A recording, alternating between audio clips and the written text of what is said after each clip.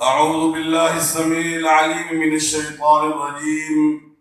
يا أيها الذين آمنوا اتقوا الله حق تقاته ولا تموتن إلا وأنتم مسلمون.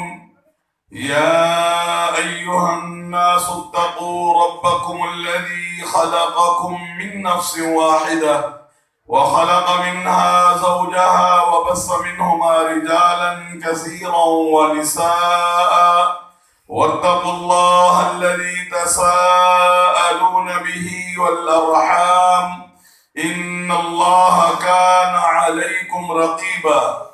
يا أيها الذين آمنوا اتقوا الله وقولوا قولا سديدا يصلح لكم أعمالكم ويغفر لكم ذنوبكم ومن يطع الله ورسوله فقد فاز فوزا عظيما.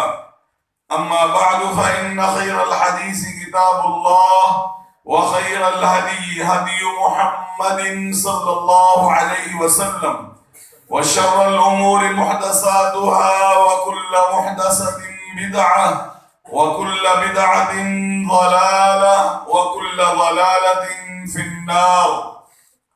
قال الله عز وجل في كلامه المجيد: ولقد بعثنا في كل أمة رسولا أن اعبدوا الله واجتنبوا الطاغوت.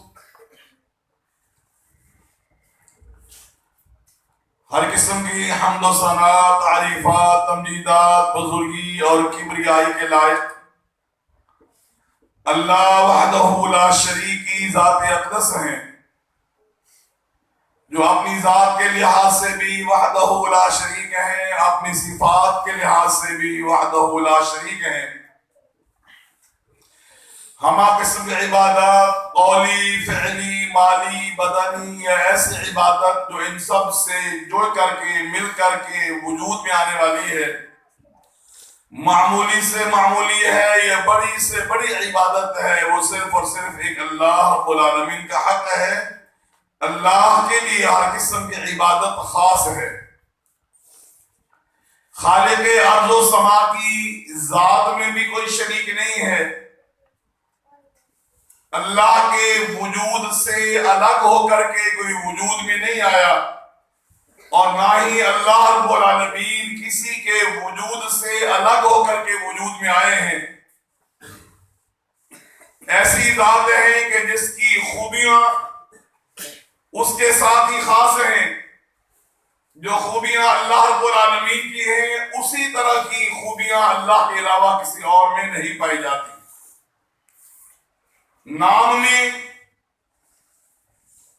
کچھ حد تک مشابہت میں صفات ایک جیسی ہو سکتی ہیں، لیکن اپنی ماہیت، اپنی حقیقت، اپنی کیفیت کے لحاظ سے اللہ رب العالمین نے جو اپنے بارے میں اور اللہ کے نبی صلی اللہ علیہ وسلم نے جو اللہ رب العالمین کے بارے میں صفات اور خوبیاں بیان فرمائی ہیں، وہ اللہ کے لیے اس انداز میں ہیں جس انداز میں اس شان کے، اس ذات کی شان کے لائق ہے۔ اس اللہ کے بندے چاہے پیغمبر ہوں، ولی ہوں، علماء ہوں، فقہاء ہوں، مجتہدین ہوں، اولیاء اللہ ہوں، صلحاء ہوں، شہداء ہوں، اللہ رب العالمین کی صفات میں شریک نہیں ہے۔ اللہ رب العالمین جیسی خوبیاں ان میں نہیں پائی جاتی۔ بندوں کے لیے یہ صفات اس لحاظ سے ثابت ہیں جس طرح بندوں کے وجود کے لائق ہیں، اور اللہ کے لیے یہ خوبیاں اس انداز میں ثابت ہیں جس طرح اللہ رب العالمین کی ذات کے لائق ہے۔ عبادات صرف اور صرف اللہ کا حق ہے۔ بندگی، غلامی، ماتحتی، عاجزی، انکساری، رونا، مانگنا، اعتماد کرنا، بھروسہ کرنا، پریشانی میں، تکلیف میں، مصیبت میں امید لگاتے ہوئے پکارنا، یہ صرف اور صرف ایک اللہ کا حق ہے، اور وہی یہ کام کر سکتا ہے، اسی کے اختیار میں ہے۔ اس لیے کہ اس دنیا کے اندر جو کچھ بھی ہوتا ہے وہ اللہ کی منشا کے مطابق ہوتا ہے، اس کی منشا، اس کی مشیت، اس کے ارادے کے بغیر نہیں ہوتا ہے۔ اللہ چاہے کہ یہ کام نہ ہو اور بندہ چاہے کہ یہ کام ہو تو وہ ہوگا جو اللہ چاہیں گے، بندے کے چاہنے پر کچھ ہونے والا نہیں۔ وہ اللہ کسی کا محتاج نہیں ہے، کسی کے سامنے جواب دہ نہیں ہے، وہ کسی کا پابند نہیں ہے، اپنے کسی فیصلے پہ گھبرانے والا، پریشان ہونے والا، پشیمان ہونے والا نہیں ہے۔ پوری دنیا اس کے سامنے جواب دہ ہے، پیغمبر ہو، ولی ہو، شہید ہو، یا اللہ کے فرشتے ہوں، یا باقی بڑی سے بڑی مخلوقات ہوں، یہ سب کے سب اللہ کے سامنے جواب دہ ہیں، وہ کسی کے سامنے جواب دہ نہیں ہے۔ دنیا ساری اس کی محتاج ہے، وہ کسی کا محتاج نہیں ہے۔ یہ کون ہے؟ یہ اللہ ہے، یہ خالق ہے، یہ مالک ہے۔ اس اللہ کے بارے میں ہمیں یہ نظریہ، یہ عقیدہ رکھنا چاہیے، اور اللہ رب العالمین کے متعلق جو باتیں ہیں وہ اللہ کے ساتھ خاص کرنی چاہیے۔ اس میں کسی کی عبادت، کسی کی تقوی، کسی کی پرہیزگاری، کسی کی ظاہری ریاضت، کسی کا خرچ کرنا، کسی کا تبلیغ کرنا، نیکی کے کام کرنا، یہ قطعاً اس کو اس چیز کا حقدار نہیں بناتے کہ وہ اللہ رب العالمین کے معاملات میں حصہ دار بن جائے۔ اس لیے میرے بھائی، بنیادی طور پر ہم سب کو یہ بات پلے باندھ لینی چاہیے، اور یہ بات اپنے ذہن میں بٹھا لینی چاہیے کہ کامیابی کا ایک بنیادی اصول ہے، اور وہ اللہ رب العالمین کی ذات پر اس انداز میں ایمان لانا اور یقین کرنا جس انداز میں اللہ نے خود بیان کیا ہے، یا محمد رسول اللہ صلی اللہ علیہ وسلم نے بیان فرمایا ہے۔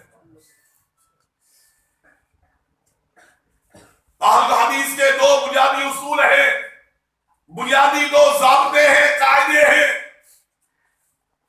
ایک اللہ کا قرآن ہے، دوسرا محمد رسول اللہ صلی اللہ علیہ وسلم کی سنت ہے۔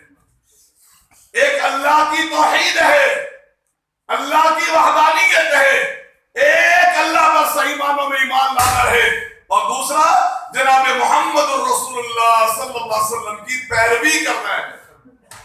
اور ہم ان دونوں چیزوں کو لازم ملزوم سمجھتے ہیں کہ جس طرح اللہ کی ذات میں کوئی شریک نہیں ہے اور اللہ کے معاملات میں حصہ دار نہیں ہے، اس لیے شریعت کے بیان کرنے میں بھی کوئی شریک نہیں ہے۔ محمد رسول اللہ صلی اللہ علیہ وسلم کو اللہ نے اختیار دیا ہے، آپ پر وحی کی ہے، آپ پر قرآن نازل کیا ہے، اور آپ کو اللہ نے علم و فہم سے نوازا اور فرمایا ہم آپ کی ذمہ داری ہے کہ اس قرآن مجید کو میرے بندوں کے سامنے کھول کر کے بیان کر دیجیے۔ اس لیے جس طرح کسی کو سجدہ کرنا اللہ کے علاوہ جائز نہیں ہے، کسی سے مانگنا جائز نہیں ہے، کسی کے نام کا چڑھاوا چڑھانا جائز نہیں ہے، کسی سے امیدیں باندھنا جائز نہیں ہے، کسی کے نام کی منت ماننا جائز نہیں ہے، کسی سے اولاد مانگنا جائز نہیں ہے۔ بعینی ہی اسی طریقے سے یہ شریعت کے مسائل کو سمجھنے کے لیے اور ان کی حقیقت کو جاننے کے لیے محمد رسول اللہ صلی اللہ علیہ وسلم کے بتائے ہوئے راستے سے ہٹ کر کے کوئی ولی ہو، کوئی بزرگ ہو، کوئی مجتہد ہو، کوئی امام ہو، کوئی فقیہ ہو، کوئی محدث ہو، کوئی عالم ہو، اس کی بات دین کا درجہ نہیں رہتی۔ اس کی بات اسی وقت ہمارے لیے قابل اعتماد، قابل اعتبار، قابل حجت ہوگی جب وہ اپنی بات کے ساتھ اللہ کا قرآن پیش کرے گا یا محمد رسول اللہ صلی اللہ علیہ وسلم کی سنت پیش کرے گا کہ میں یہ بات کہہ رہا ہوں، اس بنیاد پہ کہہ رہا ہوں، یہ میرے پاس دلیل ہے، یہ قرآن کہہ رہا ہے، یہ حدیث کہہ رہی ہے، اس لیے میں نے یہ موقف اختیار کیا ہے، میں نے یہ مسئلہ بیان کیا ہے، میں نے یہ اجتہاد کیا ہے، لہٰذا یہ عمل اس انداز میں کرنا چاہیے۔ اس وقت ہم اس کی بات مانیں گے، صرف اس کے نام پر اس کو کھلی چھوٹ نہیں دیں گے، اس پہ اندھا اعتماد نہیں کریں گے، اپنا دین کا معاملہ اس کے ہاتھ میں نہیں دیں گے۔ اب تو جو کہتا چلا جائے گا میں مانتا چلا جاؤں، نہیں میرے بھائی۔ یہ آج ہمارے یہاں بیعت کے نام پر یہ فلاں بزرگ کا بیعت ہے، یہ فلاں مرشد کا بیعت ہے، یہ فلاں کے جو ہے وہ گدی کا جو ہے پیروکار ہے، یہ فلاں کا ہے، یہ میرے بھائی خیر کے راستے نہیں ہیں۔ یہ ہم اپنے دینی معاملات کسی اور کے حوالے اور سپورٹ کر دیتے ہیں، اب جو تو کہے گا میں اسی طرح زندگی گزاروں گا۔ یہ میرے بھائی کسی کو حق نہیں پہنچتا ہے کہ ہم اس کے پیچھے چلیں سوائے محمد رسول اللہ صلی اللہ علیہ وسلم، کیونکہ اللہ نے ہمیں قرآن مجید میں یہی کہا ہے کہ اگر آپ میری محبت چاہتے ہو اور میری محبت کا دعویٰ کرتے ہو تو پھر پیروی کس کی کرنی پڑے گی؟ جناب محمد رسول اللہ صلی اللہ علیہ وسلم کی پیروی کرنی پڑے گی آپ. اس لیے میرے بھائی یہ بنیادی باتیں کو ذہن میں رکھیں. انسان کو اللہ نے ایک مقصد کے تحت بنایا ہے، اور وہ مقصد کیا ہے کہ انسان اس دنیا میں اپنی زندگی کا جو ٹائم ہے نا وہ اللہ کی بندگی میں، غلامی میں، عبادت میں، ماتحتی میں اس کے کہنے کے مطابق اپنی زندگی کو گزارنے والا بن جائے. اس زندگی میں پیش آنے والے معاملات، مسائل، خوشی، غمی، تجارت، معیشت، سیاست اور اس کے علاوہ جو معاملات اس کو دنیا میں کی زندگی میں پیش آتے ہیں وہ اللہ کی شریعت سے رہنمائی لے کر کے اپنی اس زندگی کے معاملات کو ادا کرنے والا ہو. اللہ رب العالمین نے اس لیے ہمیں پیدا کیا. اس کو عبادت کہتے ہیں.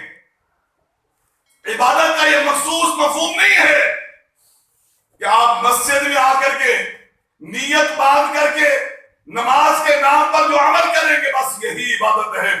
قرآن کھول کے پڑھیں گے تو یہ عبادت ہے، تہجد پڑھیں گے تو یہ عبادت ہے، روزے رکھیں گے تو یہ عبادت ہے، حج کریں گے تو یہ عبادت ہے، زکوٰۃ دیں گے تو یہ عبادت ہے. صرف ان چیزوں کا نام عبادت نہیں ہے، یہ بھی عبادت کا حصہ ہے.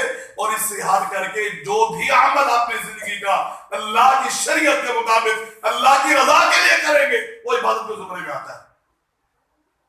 اس لیے ہمیں اپنے تمام معاملات میں شریعت کو پیش نظر رکھنا چاہیے. اپنی مرضی، اپنی منمانی، اپنے طور طریقے، رسم و رواج، دیکھا دیکھی، دنیا کے ساتھ چلنا، دنیا کو خوش کرنا، دنیا کے انداز اپنانا، دنیا کی نقالی کرنا، ان کی تہذیب کو اپنانا، ان کی ثقافت کو اختیار کرنا، نہ میرے بھائی یہ کامیابی والے راستے نہیں. کامیابی والے راستے اسلام کا راستہ ہے، وہ کامیابی کا راستہ ہے. اور اسلام نے جن باتوں کو ذکر کیا ہے اس کی اگر ہم تفصیل میں جائیں تو اس کی دو قسمیں بنتی ہیں. ایک وہ قسم ہے جسے ہم اعتقادیات سے پہچانتے ہیں اور اس کو جانتے ہیں، اور دوسری قسم معاملات کی آتی ہے.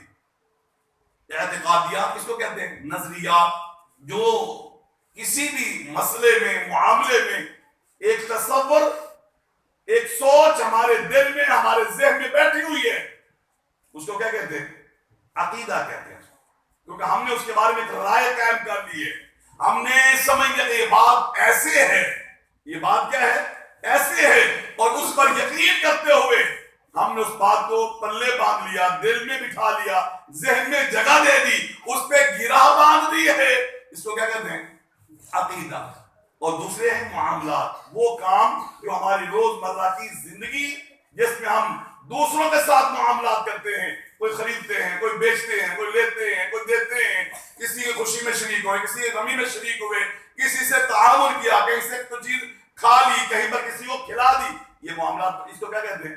معاملات. تو اسلام کی جو رہنمائی ہمارے ہاں موجود ہے وہ اعتقادات کے حوالے سے بھی موجود ہے اور معاملات کے حوالے سے بھی موجود ہے، اور دونوں اپنے اپنی جگہ پر اہم ہیں، اور اللہ کی بارگاہ میں دونوں کا حساب ہونا ہے، عبادات کا بھی اور معاملات کا بھی. اور یہ معاملات وہی جس کو ہم حقوق العباد کہتے ہیں. عام لفظوں میں ہم سنتے رہتے ہیں حقوق العباد کا کوئی خیال نہیں کرتا ہے. حقوق العباد کیا ہے؟ وہ یہی ہے کہ روزمرہ کی زندگی میں ایک دوسرے پر جو اللہ کی شریعت کے مطابق ذمہ داریاں عائد ہوتی ہیں اس کو کیا کہتے ہیں؟ حقوق العباد. تو یہ دونوں چیزیں اہم ہیں میرے بھائی، اور دونوں چیزوں کو شریعت نے بیان کیا ہے، لیکن ان دونوں میں سے اہم ترین کون سی ہے؟ اہم ترین اعتقادات ہیں، نظریات ہیں.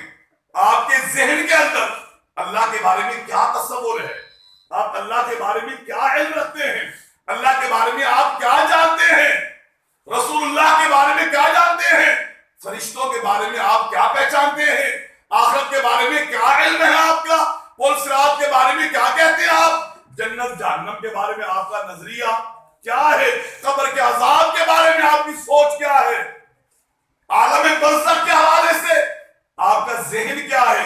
ان تمام باتوں کو کیا کہتے ہیں؟ اعتقادات. اور عقیدے کا درست ہونا یہ کامیابی کے لیے اللہ کی بارگاہ میں ازحد ضروری ہے. عمل کی اتنی اہمیت نہیں ہے جتنی کس کی ہے؟ عقیدے کی ہے. عمل میں کمی بھی ہوئی تو گزارا ہو جائے گا، اور اس کا ہم دلائل دیتے ہیں. نہ اس کا مطلب یہ کہ عمل کرنے کی ضرورت نہیں ہے، ہمارے پلے تو پہلے کچھ نہیں ہے. میرے کہنے کا قطعاً یہ مطلب نہیں ہے کہ آپ عمل میں کیا کریں، کوتاہی کریں. نہیں، میں یہ کہہ رہا ہوں کہ عمل میں کمی ہوئی، کوتاہی ہوئی تو گزارا ہو جائے گا، اللہ مہربانی کریں گے تو معافی بھی مل جائے گی. اور اگر معاف نہ بھی کیا تو جہنم سے ہو کر کے سزا پوری کر کے بندہ پھر واپس جنت میں آ جائے گا.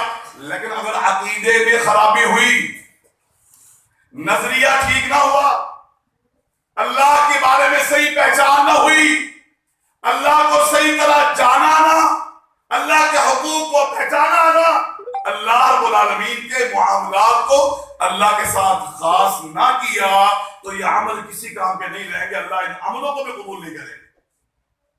یہ عمل بھی تب قبول ہوتے جب نظریہ کیا ہو، ٹھیک ہو. آپ جانتے ہیں نبی کریم صلی اللہ علیہ وسلم نے نبوت کی کتنی زندگی گزاری ہے؟ 23 سالہ. نبی بننے کے بعد آپ کتنا عرصہ زندہ رہے ہیں؟ 23 سال. ٹوٹل آپ کی عمر کتنی تھی؟ 63 سال. 40 سال آپ نبوت سے پہلے اور 40 سال جب پہنچ گئے عمر کو تو اللہ کے نبی صلی اللہ علیہ وسلم کو اللہ نے نبی اور پیغمبر بنا دیا. وحی آئی، پیغام آیا اور آپ نبی بن گئے. اور اس کے بعد 23 سال میں سے 13 سال آپ مکہ میں رہے، جس کو ہم ہجرت سے پہلے کا زمانہ کہتے ہیں. اور اس کے بعد آپ نے ہجرت کی، مدینہ تشریف لائے، 10 سال آپ نے وہاں پر گزارے. ٹوٹل کتنے ہو گئے؟ 23 سال. آپ تفسیرت پڑھیے، آپ احادیث کی کتابیں پڑھیے، آپ یہ معلوم کیجئے کہ نبی کریم صلی اللہ علیہ وسلم جو 13 سال اپنی نبوت کا زیادہ عرصہ جو آپ نے مکہ میں گزارا ہے، اس زمانے میں جو قرآن نازل ہوا، اس زمانے میں جو شریعت نازل ہوئی، اس زمانے میں جو مسائل اترے، اس زمانے میں جو احکام آئے، اس زمانے میں جو نبی کریم نے تبلیغ کی ہے، اس کا تعلق عموماً عقیدے کے ساتھ. مدینہ میں آنے کے بعد شریعت کے تفصیلی مسائل، حلال و حرام، شادی بیاہ، طلاق، جنازہ اور یہ معاملات، کاروباری معاملات اور مسائل کب بیان ہوئے؟ جب آپ کہاں پہنچے؟ مدینہ پہنچے. یعنی نبوت کا زیادہ عرصہ آپ کسی میں گزرا ہے؟ عقیدے کے بیان میں گزرا ہے، لوگوں کے نظریات کو صحیح کرنے میں گزرا ہے. زیادہ تکلیفیں آپ کو کہاں برداشت کرنی پڑی ہے؟ عقیدے کو بیان کرتے ہوئے، اللہ رب العالمین کی پہچان کرواتے ہوئے اللہ کے نبی صلی اللہ علیہ وسلم کو زیادہ تکلیفوں کا سامنا کرنا پڑا. اور عقیدے میں سب سے بنیادی چیز اللہ پر ایمان ہے. عقیدے کی بھی کئی قسمیں، کئی ارکان ہیں، کئی اس کے آگے اجزاء ہیں، لیکن اہم ترین جز اور اہم ترین رکن کون سا ہے؟ اللہ پر ایمان. اور اللہ پر ایمان کا مطلب کیا ہے؟ اللہ کو پہچاننا، اللہ کی ذات پہ یقین کرنا، اور اللہ نے جو آپ نے بارے بتایا ہے ان باتوں کو سمجھ کر کے، پہچان کر کے ان پہ یقین کر لینا، اسے کہتے ہیں اللہ پر ایمان لانا. یہ جملہ تو عام ہے، آمنت باللہ، ہم نے اللہ پر ایمان لایا. الا الذین آمنوا وعملوا الصالحات، کامیاب وہی ہو گئے جو ایمان لائے اور عمل صالح کیے. پر یہ ایمان ہوتا کیا ہے؟ ایمان کس چیز کا نام ہے؟ ایمان میرے بھائی اللہ کی ذات پر صحیح معنوں میں جو اللہ اس کے رسول نے بیان کیا ہے یقین کر لینا، پہچان کر کے، سمجھ کر کے، اور اس کو دل میں بٹھا لینا اور اس کے مطابق اپنا نظریہ بھی بنا لینا اور اس کے مطابق عمل کرنا. اس کو کیا کہتے ہیں؟ ایمان کہتے ہیں. آئیے آج ہم دیکھتے ہیں کہ اللہ رب العالمین کے حوالے سے ہمارا نظریہ کیا ہے، ہم اللہ کو کس طرح پہچانتے ہیں. یاد رہے اللہ رب العالمین کے متعلق ہمارا ایمان ہے، جو میں نے پہلے ایک تمہید کے اندر آپ کے سامنے ذکر کیا ہے کہ اللہ ذات میں بھی کیا ہے؟ اکیلا، صفات میں بھی اکیلا، حق کے عبادت میں بھی اکیلا. اللہ ان تینوں لحاظ سے وحدہ لا شریک ہے. نہ اللہ کی ذات میں سے کوئی وجود میں آیا الگ ہو کر کے، اور نہ اللہ کسی کے وجود سے الگ ہو کر کے وجود میں آئے. وحدہ لا شریک ہے. اس نے جب نبی کریم صلی اللہ علیہ وسلم سے مشرکین مکہ نے کہا کہ آپ اپنے رب کا، اپنے مالک کا جس کی آپ دعوت دیتے ہیں، ذرا اس کا نسب نامہ تو بیان کیجئے، وہ کون ہے، اس کا تعارف تو کروائیے، اس کا نام، اس کے باپ کا نام، اس کے باپ کے باپ کا نام ذرا نسب نامہ بیان کیجئے. تو اللہ رب العالمین نے ایک سورت کو نازل کیا جو سورت تو چھوٹی سی ہے پر اس کا مقام و مرتبہ بہت بڑا ہے. کیوں؟ اس لیے کہ اس کے اندر خالق کا تعارف اس کی پہچان ہے. اور وہ سورت کون سی ہے؟ وہ جسے ہم سورت اخلاص کہتے ہیں. اور اللہ کیا فرماتے ہیں؟ فرمایا قل هو اللہ احد اللہ الصمد لم یلد ولم یولد ولم یکن له کفوا احد. اللہ مالک الملک نے اپنا تعارف اپنی ذات کے بارے میں بتا دیا. اے میرے پیغمبر بتا دیجئے نا لوگوں کو، ان کے سامنے اعلان کر دیجئے کہ اللہ احد، جس اللہ کی میں دعوت دیتا ہوں وہ اللہ اکیلا ہے، وحدہ لا شریک ہے. اللہ الصمد، بے نیاز، اکیلا ہونے کے باوجود کسی کا محتاج، کسی کی مدد کی ضرورت نہیں ہے، کسی کے تعاون کی ضرورت نہیں ہے، کسی فوج اور دستے کی ضرورت نہیں ہے، کسی قوم قبیلے کی ضرورت نہیں ہے. فرمایا کمال تو یہ ہے لم یلد ولم یولد، اس اللہ کی اولاد بھی نہیں ہے، اس اللہ کے والدین بھی. یہ اللہ کی ذات کا تعارف ہے. وہ ایسا ہے کہ اس کے وجود سے کوئی الگ ہو کر کے وجود میں نہیں ہے. اس کی کوئی اولاد نہیں، اس کی کوئی بیوی نہیں، کوئی اس کے والدین نہیں، پر اکیلا ہونے کے باوجود طاقت قوت اختیار میں کتنا مالک ہے. فرمایا وَلَمْ يَكُنْ لَهُ كُفُوًا أَحَدٌ، اس اللہ کی برابری کرنے والا کوئی ہے ہی نہیں جو اللہ کی برابری کرنے والا. آنا میرے بھائی، اس چھوٹی سی آیت سے، چھوٹی سی سورت سے ایک بات کو سمجھ لے، اپنا عقیدہ کلیئر کر لے، عقیدہ صاف کر لے کہ اللہ رب العالمین کے وجود سے الگ ہو کر کے کوئی وجود میں نہیں آیا. آج ہمارے ہاں نظریہ موجود ہے وحدت الوجود کا عقیدہ. ہر ایک میں اللہ، ہر ایک میں کیا ہے؟ اللہ ہے. دیوار میں بھی اللہ ہے، درخت میں بھی اللہ ہے، جانور میں بھی اللہ ہے، پیر صاحب میں بھی اللہ ہے، اس بزرگ میں بھی اللہ ہے، فراچین میں بھی اللہ ہے، یہ سورج چاند ستارے میں بھی اللہ ہے، یہ باغات اور لہراتی فصلوں میں بھی اللہ ہے. یہ نظریہ وحدت الوجود کا صوفی حضرات ہمارے ہاں بڑے پیار سے بیان کرتے ہیں اور بڑے محبت سے بیان کرتے ہیں کہ ہر چیز میں اللہ ہے، جدھر دیکھو تو ہی تو ہے، جدھر دیکھو وہی اللہ ہی اللہ ہے.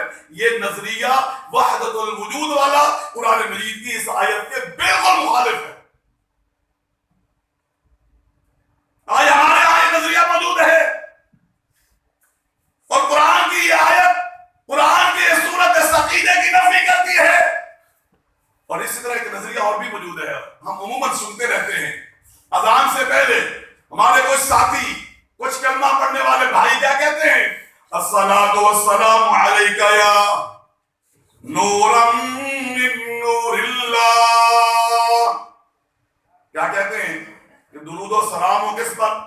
آپ پر، اے اللہ کے نور میں سے نور، اللہ کے نور میں سے نور. یاد رہے کہ اللہ رب العالمین کی ذات کس چیز کی ہے؟ نور کی ہے. انسان مٹی کا بنا، جن کس سے بنے؟ آگ سے. جن کس سے بنے؟ آگ سے. اور اللہ کی ذات کس چیز کی ہے؟ نور ہے. پر وہ نور کیسا ہے؟ اس نور جیسا کوئی نور نہیں ہے. آج ہمارے بھائی کہتے ہیں، کلمہ پڑھنے والے کہتے ہیں الصلاۃ والسلام علیک یا نورا من نور اللہ، آپ پر درود و سلام ہو اے اللہ کے نور میں سے بنے ہوئے نور.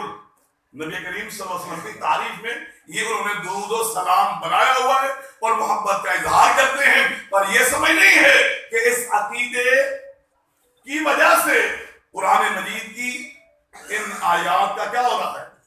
انکار ہو رہا ہے. جن آیات میں اللہ نے کیا فرمایا؟ لم یلد ولم یولد، اللہ کی کوئی اولاد نہیں ہے. اللہ ایک اور مقام پہ فرماتے ہیں لیس کمثلہ شیء، اللہ کی مثل کوئی، اللہ جیسا کوئی بھی نہیں ہے. جب آپ یہ مانتے ہیں کہ اللہ کے وجود سے وجود میں آنے والے ہیں، اللہ کے وجود سے الگ ہو کر کے وجود میں آنے والے، اللہ کے نور میں سے الگ ہو کر کے نور کی شکل میں وجود میں آنے والے۔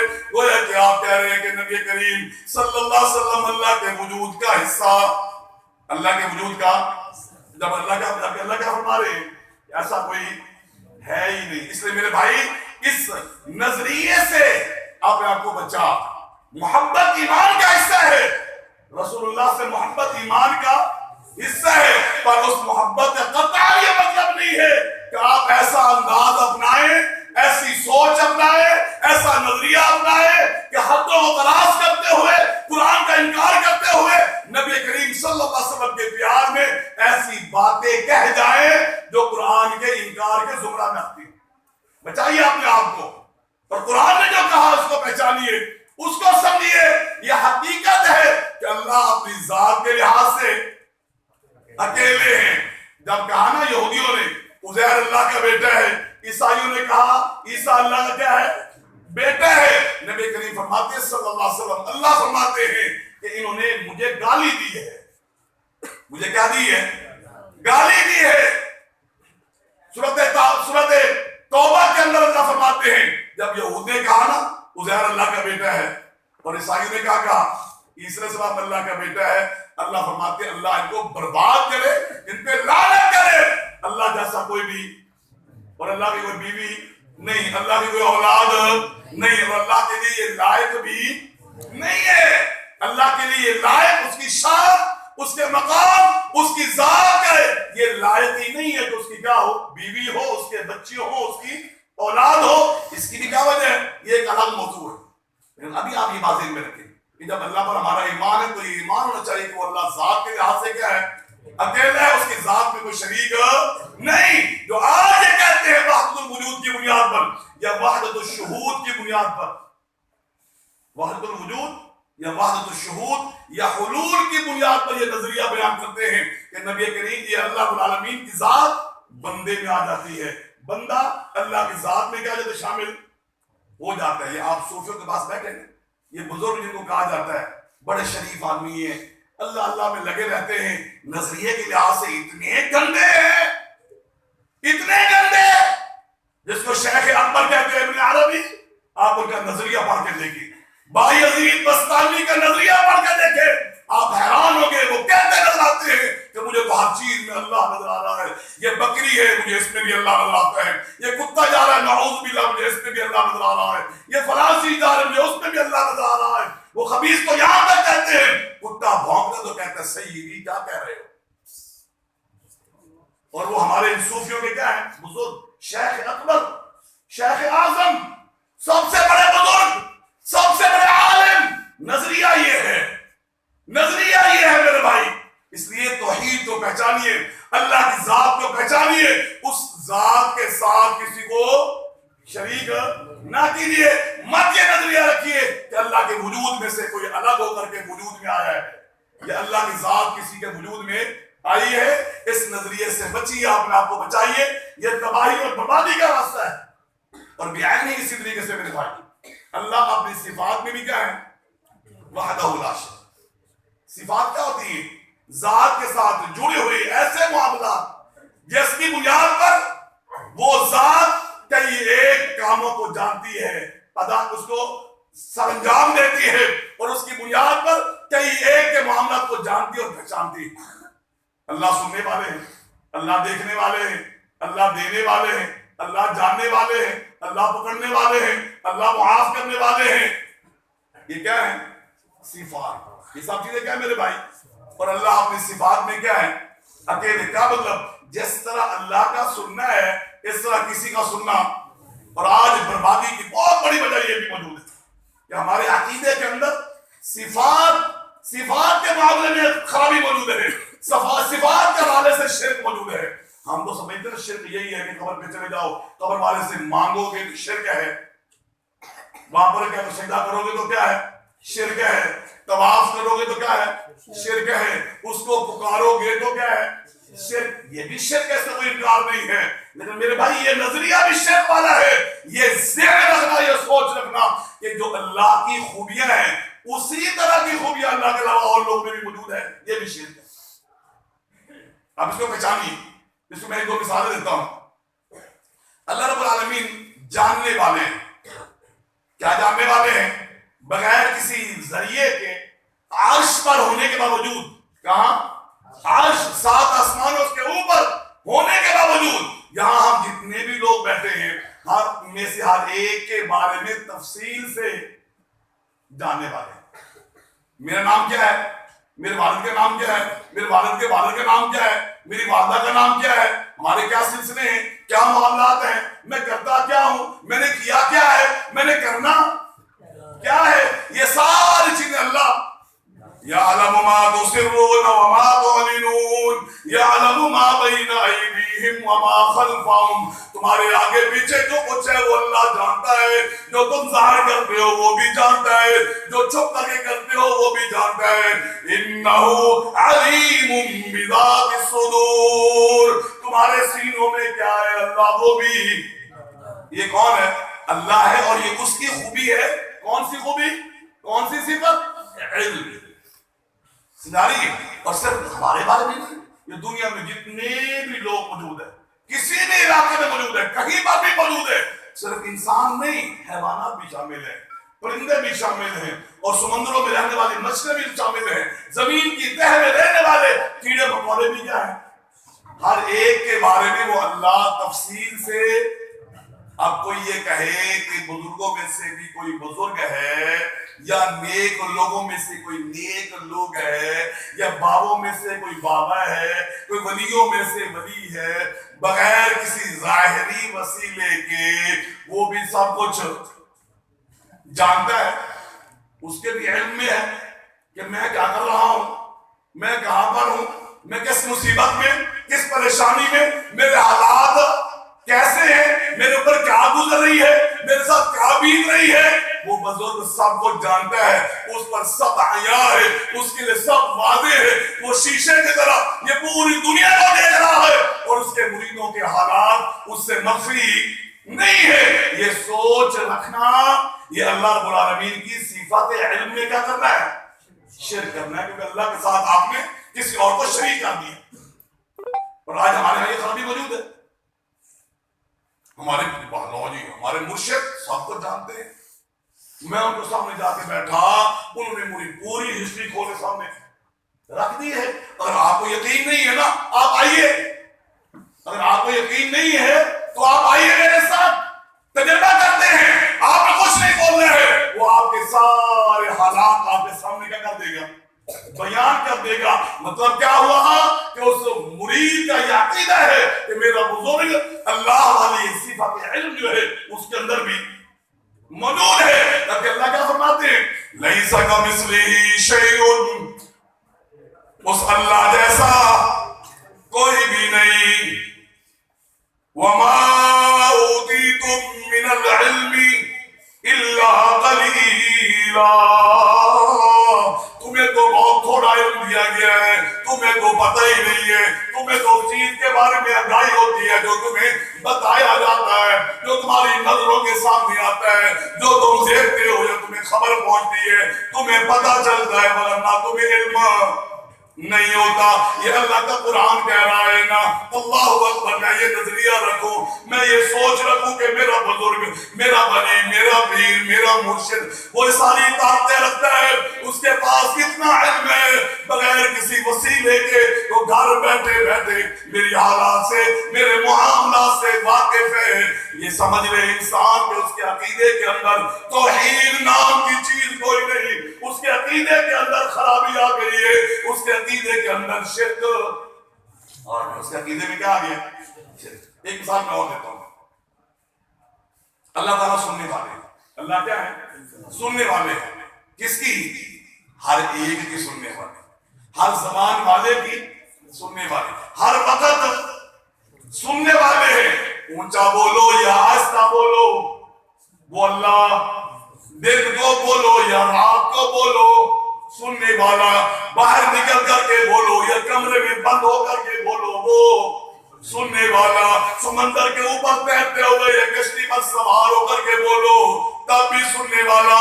مچھلی کے پیٹ میں جا کر کے سمندر کی تہ میں تو بیٹھ کر کے کہے لا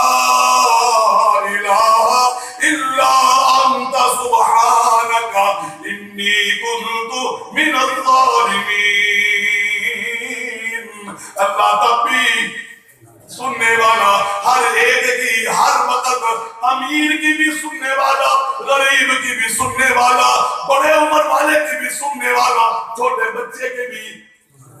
یہ کس کی خوبی ہے؟ یہ کس کا سننا ہے؟ میرا اللہ کا. اب اگر یہ نظریہ رکھ لو کہ اسی طرح کا سننا، اسی طرح کی کیفیت سننے کی اللہ کے علاوہ کسی اور کے اندر بھی موجود ہے، تو سمجھ لو آپ نے اللہ کی یہ صفتیں سننے میں کسی اور کو کیا کر دی ہے؟ اس سے دعوت. اب انسان کی حالت کیا ہے؟ انسان سنتا ہے، پر کون سی بات سنے گا؟ جب کوئی ایک ایک بولے گا تو کیا کرے گا؟ سنے گا. اس کی زبان میں بولے گا تو سنے گا، اونچی آواز میں بولے گا تو سنے گا، جب وہ انسان بیدار ہوگا تو سنے گا، اس کی طرف توجہ ہوگی تو سنے گا، اس زبان کو پہچانتا ہے تو سنے گا، راستے میں کوئی رکاوٹ نہیں ہوگی تو کیا کرے گا؟ سنے گا. یہ انسان ہے، یہ انسان کا سننا ہے. اور اللہ رب العالمین ان وسیلوں کے محتاج نہیں. میں نے ابھی آپ کو مثال دی ہے کہ حضرت یونس علیہ السلام مچھلی کے پیٹ میں اور مچھلی سمندر کی تہہ میں، اور کیا کہا؟ لا الہ الا انت سبحانک انی کنت من الظالمین. اللہ کہاں؟ سات آسمانوں کے اوپر عرش پر. اللہ فرماتے ہیں فاستجبنا لہ، ہم نے ان کی بات سن لی اور ہم نے اس کو قبول بھی کر لیا، اور ہم نے اس کا حل بھی ان کو دے دیا. کس کا کام ہے؟ اللہ کا. اب یہی سوچ، اگر یہی سوچ کس کے بارے میں ہو؟ کسی پیر کے بارے میں، کسی بزرگ کے بارے میں، کسی ولی کے بارے میں، کسی مرشد کے بارے میں، کسی سنیاسی کے بارے میں، بابے کے بارے میں، تو سمجھ لیجیے کہ آپ کے نظریے میں توحید والی چیز نہیں ہے. آپ کی توحید برباد ہو چکی ہے اور آپ نے صفت کے معاملے میں اللہ کے ساتھ شرک کر دی ہے. اور آج یہ شرک ہمارے ہاں عام ہے. یہ صرف ہمارے یہ شرک ہے، عام ہے. آپ سنتے ہیں کہ ہمارے یہیں سے کھڑے ہو کر کے لوگ پکار رہے ہیں اغثنی عبد القادر جیلانی، اغثنی عبد القادر جیلانی، عبد القادر جیلانی میری مدد کرو، یا رسول اللہ مدد، اے اللہ کے رسول میری مدد کرو، یا علی مدد، اے علی میری مدد کرو، پیندن پاک میری مدد کرو، میں مصیبت میں پھنس گیا، شاہ جمال کوتنے میں تیرا گنج بخش فیض عالم مدر نور خدا. یہ آج ہم دیکھ رہے ہیں درباروں کے اوپر لکھے شعر موجود ہیں، خزانے دینے والا، اور مرید قبر کے اوپر کھڑے ہیں اور پیر قبر کے اندر مردہ حالت میں مدفون ہے، اوپر کھڑا کس وجہ سے، کس نظریے کے تحت اس کو پکارا، صحیح مہربانی کرو، صحیح بڑی مصیبت میں ہوں، صحیح بڑی پریشانی میں ہوں، بڑی تکلیف میں آ گیا ہوں، بڑے مسائل نے مجھے گھیر دیے، آپ ہی بچانے والے ہیں، آپ کا ہی آسرا ہے، آپ کا ہی سہارا ہے، آپ ہی یہاں سے نکال سکتے ہیں، کوئی اور نکالنے والا. یہ باتیں ہیں کہ نہیں؟ یہ ہے نا. یہ ہم دیکھ رہے ہیں اپنی زندگی کے اندر لوگ کر رہے ہیں، لوگ کر رہے ہیں. اللہ کی بندو یہ صفت اللہ کی تھی، ہم نے اس نے کیا کر دیا ہے؟ بندوں کو شریک کر دیا. آج ہمارے ہاں حالت تو وہ بن گئی کہ زندہ پیر ہے تو لاکھ کا، دنیا سے تشریف لے گیا تو کتنے کا؟ 1.25 لاکھ کا بن گیا. کیا بن گیا؟ 1.25 لاکھ کا بن گیا. کس لحاظ سے؟ اس کی صلاحیتیں بہتر. میں کوئی وہ نہیں کہہ رہا ہوں اس کی کوئی بے عزتی یا کوئی اس طرح کی توہین نہیں کر رہا ہوں، یہ حقیقت ہے جو لوگوں کے نظریے میں موجود ہے، میں اس کو بیان کر رہا ہوں. زندہ ہوتا ہے تو مریدوں کا پیر کے حوالے سے انداز اور ہوتا ہے، جب وہ پیر مر جاتا ہے، قبر میں دفن ہو جاتا ہے، مریدوں کا انداز پہلے سے بڑھ جاتا ہے. مثال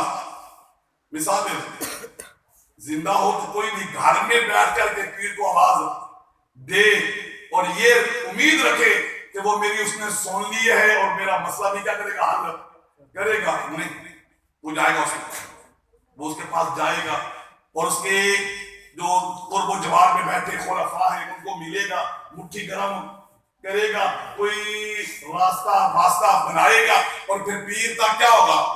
پہنچے گا. اور جب پیر کے پاس پہنچا تو نذرانہ ہاتھ سلام لیتے ہوئے پہلے نذرانہ پیش کرے گا، پھر موقع ملا کوئی موٹا نذرانہ ہوا تو بات کرنے کا موقع ملے گا، پھر کیا کرے گا؟ کان کے پاس منہ لے جا کر کے بات، کیوں؟ کیونکہ وہ سمجھتا ہے کہ ویسے نہیں سنی.